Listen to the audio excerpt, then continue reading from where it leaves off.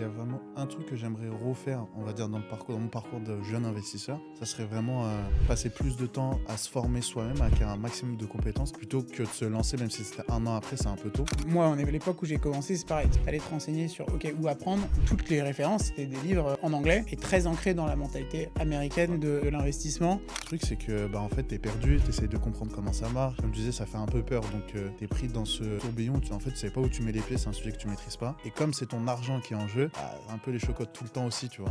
Demain, je décide de faire de la moto et que le premier jour, j'essaye de faire des figures en moto, bah ouais, je vais me casser la gueule et je vais me dire c'est pas pour moi, mais c'est pas ça la réalité, c'est qu'il y aller lentement, faut y aller progressivement. Salut à tous, c'est Nel, je suis super content de vous retrouver aujourd'hui. Dans ce nouveau format, on se retrouve tous les mois avec Louis ou un invité pour répondre à vos questions et échanger ensemble autour d'une thématique. On a voulu vous apporter quelque chose de différent, de concret, peut-être de plus humain, centré autour de nos expériences.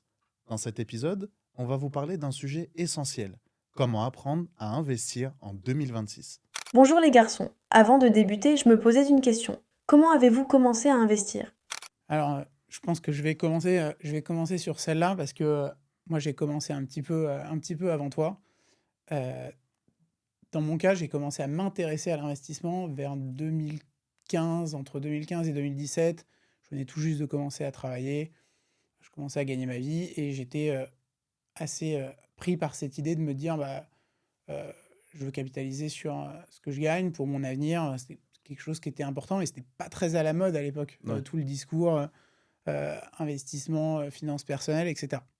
Comment ça s'est passé? C'est que j'ai essayé de me renseigner, d'apprendre, de trouver les ressources qu'il y avait disponibles à l'époque. Et dès que je suis arrivé au stade où, OK, je me sens prêt, je vais y aller progressivement, mais je vais ouvrir un compte d'investissement. Moi, je me souviens comme si c'était hier, j'ai ouvert un compte, c'était censé être le meilleur broker, le plus facile, j'avais fait mes recherches, c'était vraiment censé être le top du top. J'ai ouvert un compte et là, ça me semblait vieux, pas intuitif, pas pratique et du coup, résultat, j'ai rien fait pendant un an.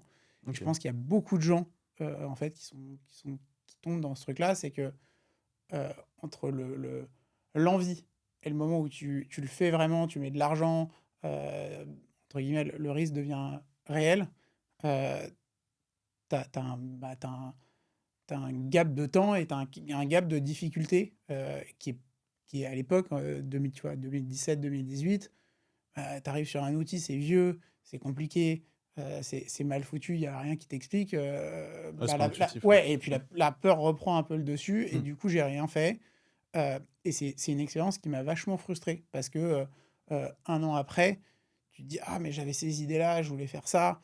Si je l'avais fait, tu vois, Ouais. si je l'avais fait, ça aurait bien marché» et cetera.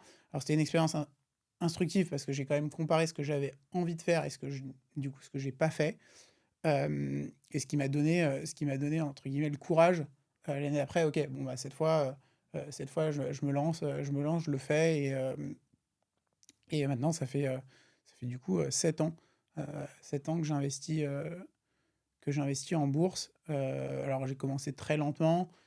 Moi j'avais la chance que au moins mon père dans la famille investisse, donc j'avais quelqu'un avec qui échanger sur le sujet et avoir un peu, des allers-retours, sur mes idées. Et puis il y a aussi, tout le contexte Covid où, Ouais. l'investissement a pris vraiment de l'ampleur, les gens commençaient à en parler et c'était super instructif, c'était super intéressant de voir plein de nouvelles personnes arriver, plein de nouvelles choses se lancer, des nouveaux brokers, et j'ai trouvé que moi, il y avait du bon et du moins bon. Alors je pense que toi, tu fais partie de cette génération qui a vraiment découvert, ou qui s'est vraiment, mis là-dedans pendant la période, Covid. Ouais, exactement. Moi, je sais que je me suis intéressé à l'investissement quand je devais être en première année de fac, ouais, après le lycée, un an après mon lycée. Ça devait être en 2020, 2021. Mais ouais, c'était à peu près la même chose. Mais le problème, c'est qu'il y avait beaucoup tu sais, de ventes de formation, de guides Ouais, pour investir en bourse. c'était le moment où ça s'est lancé, Ouais, la mode s'est lancée à fond, c'est là-dessus, ouais. ça. Et du coup, tu savais pas trop à qui faire confiance. Et je crois que la première application que moi j'avais installée, ça devait être c'est Trade Republic, un truc comme ça. Et ouais, je regardais vachement de vidéos sur YouTube au départ d'économistes américains, pas trop français. Français, ouais. Ouais, non, moins possible. Et le truc, c'est que bah, en fait, t'es perdu, t'essayes de comprendre comment ça marche. Comme tu disais, ça fait un peu peur. Donc, t'es pris dans ce tourbillon où en fait, tu sais pas où tu mets les pieds, c'est un sujet que tu maîtrises pas. Et comme c'est ton argent qui est en jeu, bah, un peu les chocottes tout le temps aussi, tu vois. Et le sujet, je trouve que le sujet US-France, il est hyper intéressant parce que moi, à l'époque où j'ai commencé, c'est pareil. Si tu t'allais te renseigner sur OK, où apprendre, Ouais. toutes les références, c'était des livres Ouais. en anglais Mm. et très ancrés dans la mentalité américaine Ouais. de l'investissement. Alors moi, j'en ai lu plusieurs, mais en fait, après, tu rentres dans ce truc. Ah oui, mais ici, ça marche pas tout à fait comme ça. Ouais. Oui, ok, mais la taxation a des différences en France, donc tu peux pas tout. Ça, c'est une bonne idée sur le papier, mais ici, ça marche pas bien. À mettre en place, C'est ouais. un vrai frein aussi Ouais. de Ouais, pas avoir le ouais. contenu dans la langue et Mm. émis par des gens du pays duquel t'es. Heureusement, il y a beaucoup de chemin qui a été fait Ouais, bah ouais, depuis. parce que au début, moi je sais quand je m'étais intéressé à ça, c'était sur. Bah, je regardais vachement de vidéos YouTube, je lisais aussi des livres, bah, je pense comme toi, et le problème c'est que, bah, comme tu disais, les systèmes sont différents, la manière de faire est pas complètement la Ouais, même, les lois sont complètement différentes aussi.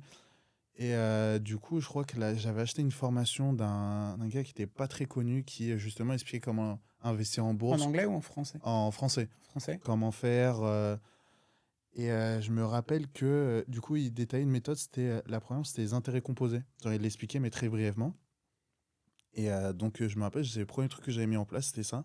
J'ai acheté un peu les ETF, les actions un peu au pif, je savais pas dans quoi investir, Peut-être tu vois. juste pour préciser, pour ceux qui savent pas le concept des intérêts composés, c'est vraiment Ouais, la base du truc, c'est de dire que le capital qu'on a maintenant, il va produire des bénéfices qui vont eux-mêmes produire des bénéfices sur le long terme, et donc on va avoir une courbe mm, exponentielle. C'est vraiment la base de tous les concepts en investissement, investissement.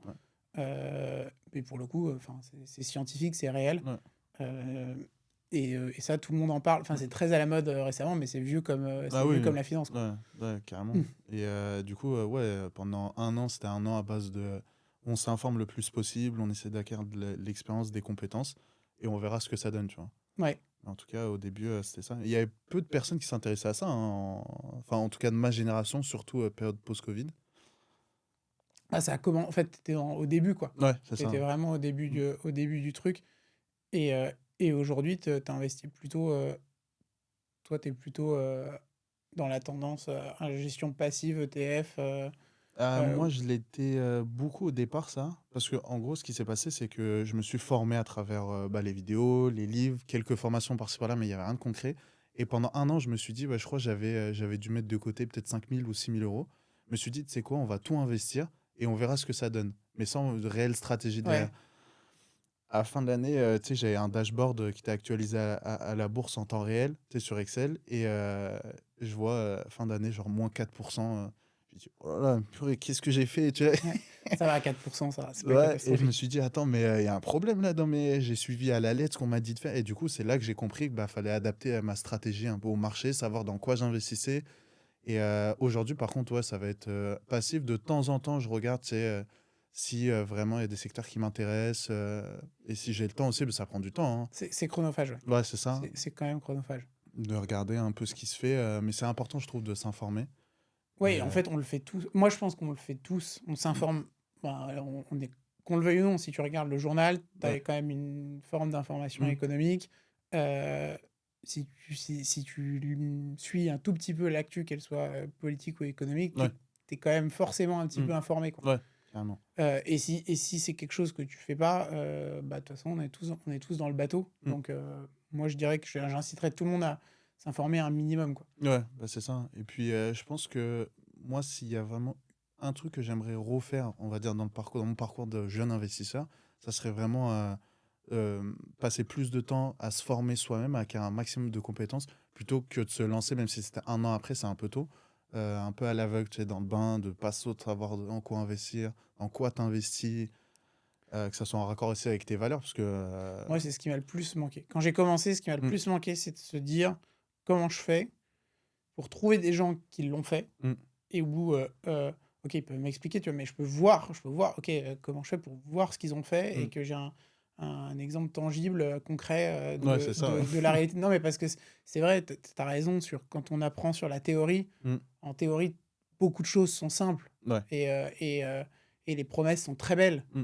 Une fois, comme tu l'as dit, la première année, tu vois, on t'avait dit tu vas faire 10, Ouais. t'as pas fait 10.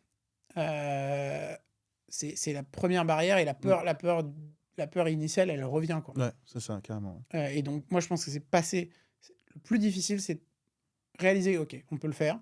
Et ensuite, passer très concrètement cette barrière de, OK, maintenant, je suis peut-être un peu perdu, mais j'ai Mm. compris. Et maintenant, ça va aller, quoi. Ouais, c'est ça. Mais en fait, je pense que c'est passé un peu de la théorie à la pratique, mais il y a quand même un gap, outre l'argent que tu places et que tu es susceptible de perdre, parce que c'est vraiment de l'argent que tu es prêt à perdre aussi finalement, tu vois. Mais se dire que investir sur soi, surtout dans ce domaine-là, c'est primordial, tu vois. Tu peux Ouais. pas, on se forme pas en un an à devenir en quelque sorte investisseur en bourse, tu vois. Tu as beaucoup de phases par lesquelles passer, dont celle-là qui est, je trouve, importante de se rendre compte que ce que tu vois des fois dans des bouquins sur Internet, de dire que des gens, tu vas faire plus 10% à l'année, on peut relativiser. Ouais, c'est la théorie. Ouais, voilà. C'est bien beau tout ça. Mais bon, moi, lire, un peu la flemme. Vous avez vraiment pas mieux à me proposer? Bah si, c'est exactement la raison pour laquelle on a créé Skate. Et comme en fait beaucoup de produits tech et d'entreprises, le besoin il est venu avant tout de ce que moi j'ai vécu. Et en fait, je me suis rendu compte que beaucoup de gens le partageaient dans les gens de ma génération et d'autres gens un peu plus jeunes, un peu plus vieux. C'était cette difficulté à commencer et à se sentir rassuré et accompagné au début. Ouais. Et du coup, moi, quand j'ai commencé à investir, un des premiers trucs que j'ai recherché, c'est un réseau, une communauté sur lequel m'appuyer et un outil sur lequel j'allais pouvoir m'entraîner et vivre un peu l'expérience pour réaliser ce qui allait se passer. Et à l'époque, il y avait vraiment pas grand-chose. Moi, à l'époque, c'était le tout début, il y avait le lancement de eToro, ils proposaient un petit peu ça, mais c'était très axé trading. Alors, bah, moi, je trouve qu'on est un peu mal aiguille, on essaye de faire beaucoup de choses et ça marche pas et on surréagit, donc on apprend mal. C'était les tout débuts, la mode du copy trading, où du coup, la logique était de te dire, réfléchis pas, copie quelqu'un qui sait Ouais, déjà. ça. Euh, Surperforme. Donc, il manquait quelque chose. Enfin, l'idée était bonne, l'exécution n'était pas, à mon avis. Et moi, j'ai cherché, tu vois, un groupe, des groupes à rejoindre. C'était super dur. Si tu arrives dans des groupes, généralement, ils sont très spécifiques, ils sont à fond sur un truc, genre la crypto ou un type d'actif. Ils parlent que de ça. Alors, quand tu es débutant, tu es un peu dépassé. Perdu, Et après, pareil, quand tu as beaucoup de questions, les gens ils sont gentils de répondre une fois, deux fois, et au bout d'un moment, ça va quoi. Va lire. C'est souvent le truc qu'on entend. Va lire un livre et puis tu reviendras après. Ouais. Ce qui est pas forcément agréable à entendre et je pense qu'il y a un vrai frein. Du coup, ce qu'on a fait avec Skate, c'est d'abord construire cette couche de connaissances théoriques, mais ça, elles sont, que ce soit chez nous ou ailleurs, c'est pas difficile de les trouver. Et généralement, les conseils de base sont, tu vois, toujours les mêmes. Avoir un budget sain pour préparer la phase d'investissement. Et ce que tu parlais tout à l'heure, ce qui est hyper important, avoir une stratégie, savoir exactement ce que tu veux faire, pourquoi tu veux le faire, etc.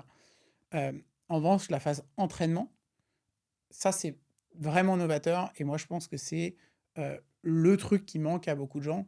C'est, OK, je vais me poser peut-être 1 mois, 2 mois, 3 mois, autant de temps que ce dont j'ai besoin, mais je vais me prouver à moi-même que je suis capable. Et peut-être, tu vois, partager ça avec quelqu'un qui s'y connaît un peu plus, qui va pouvoir m'aiguiller. Au moins, je prends aucun risque. Et on parle souvent en investissement, tu vois, du FOMO, Fear of Missing Out. C'est pas grave de perdre. Enfin, si c'est un changement que tu vas faire qui va impacter toute ta vie, perdre 1 mois, 2 mois, 3 mois, c'est pas grave. C'est pas du tout catastrophique. Comparé à commencer trop vite, paniquer et arrêter et plus jamais y retourner. Et souvent, c'est le cas le plus fréquent, ça en plus.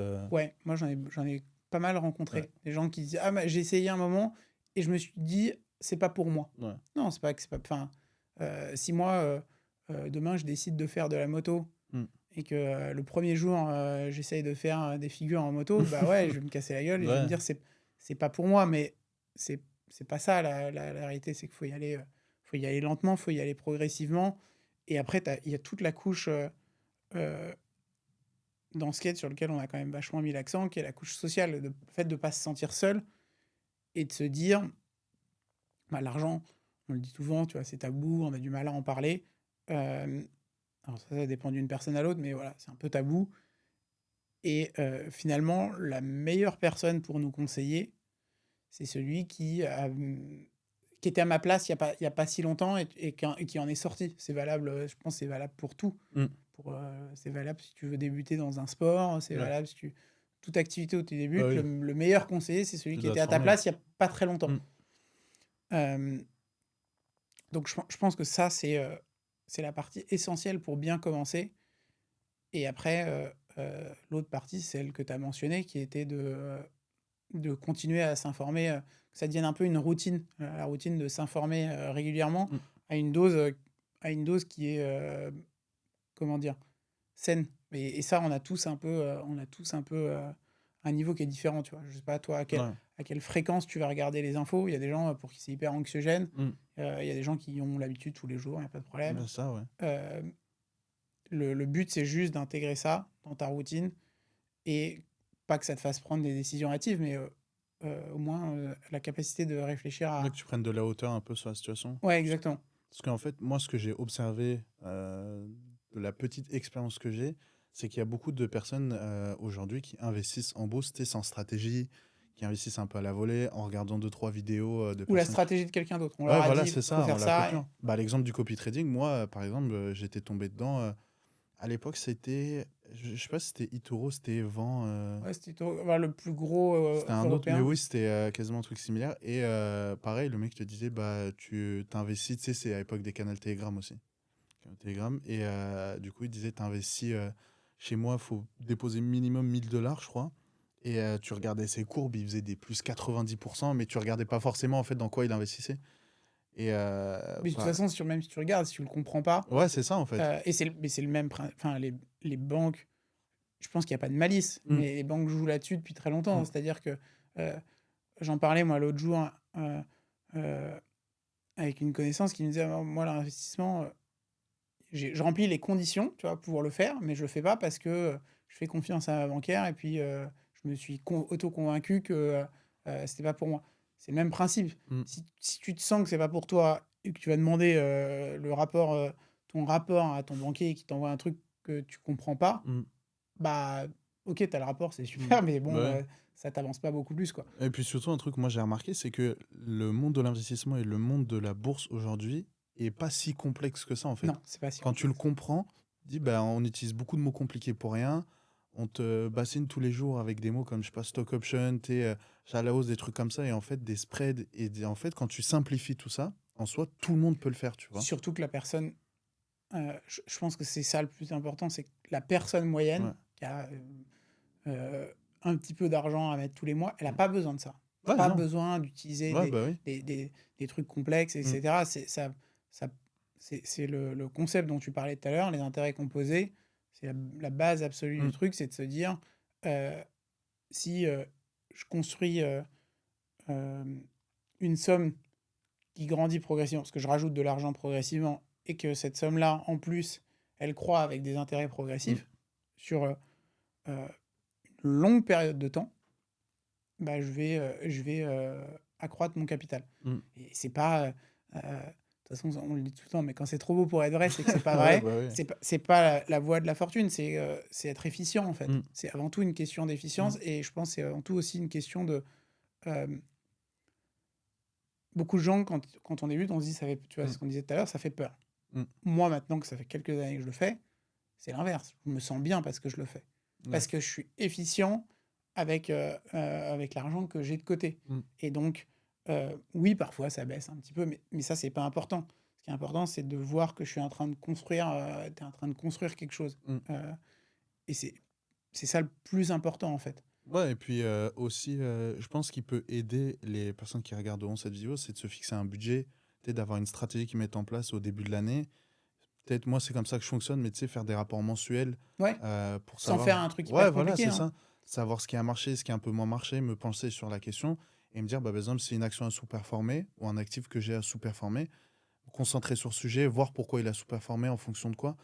Après, il y a aussi un truc à prendre en compte qui a énormément changé avec le temps, je trouve, c'est le pouvoir des, tu sais, moi, ce que j'appelle des plus gros décisionnaires du monde, c'est-à-dire des très gros hommes politiques, très Ouais, grosses fortunes qui ont un très grand, aujourd'hui, impact sur le marché financier, tu vois. Je sais pas, ouais, tu quand... penses à un Elon Musk qui Ouais, fait une voilà, annonce et ouais, que c'est ça, ou un Trump fait une annonce et que tu vois une action qui dégringole, qui prend moins 20% un jour, t'es en mode, waouh, putain, je l'avais pas prévu, ça, tu vois. ouais, mais ça Et c'est ça, tu peux pas le prédire forcément, donc...